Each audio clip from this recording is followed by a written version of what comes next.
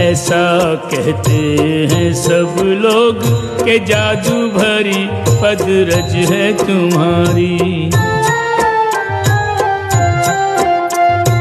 इस पदरज का स्पर्श हुआ तो मौन शिला बनी सुंदर नारी। मेरे पास है बस एक नैया,